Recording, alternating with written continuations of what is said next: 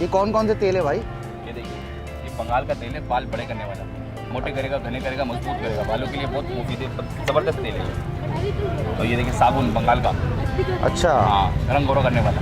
ये देखिए सबसे असल है ये गुड़, गुड़।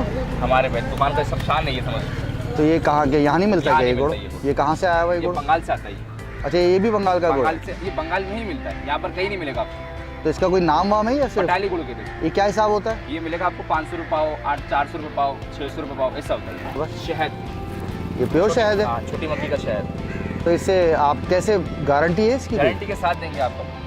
आप 2 दिन रख के चेक करके उसके बाद ले आइएगा, खराब चीज़ वापसी ले आइए आप। अच्छा, चावल बंगाल का, ये देखिए चावल देखिए। तो ये चावल भी आपके वहाँ बंगाल के? ये क्या हिसाब होता है आपके पास? काला जीरा चावल, ये 400 रुपये पाव होता है, 400 रुपये पाव? 1600 रुपये किलो। भाई इसमें ऐसी क्या खासियत है? भाई यही तो बात है, ये चावल है भाई, खुशबू वाला। आप इसका खीर बनाइए, 10 घर तक इसका खुशबू जाएगा।